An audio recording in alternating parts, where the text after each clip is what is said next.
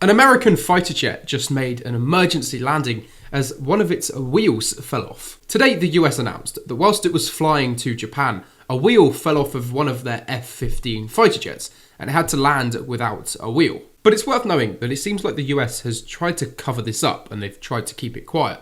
And to be fair, I can kind of see why they'd want to do that, because this really isn't a good look. Either way though, the report went on to speak about this, and they said that the wheel likely fell off whilst it was taking off from the Diego Garcia military base in the Indian Ocean. In fact, the wheel was actually recovered later on that same military base, so it's very likely that was when it happened. Of course though, probably one of the main reasons why this hasn't been talked about as much is because both of the pilots were safe. The aircraft did land safely. In fact, the two pilots, even though they already knew halfway through the flight that the wheel had fallen off, they decided to keep flying to Japan. At least that way the jet would still make it there, like it was meant to. Other than that, the US didn't really release any more information. I'm sure there'll be an investigation into it, but at the moment we don't really know why this happened. Either way though, still really worth knowing about because it's quite a rare thing, obviously. But as usual, you can leave me a follow for some more global news like this.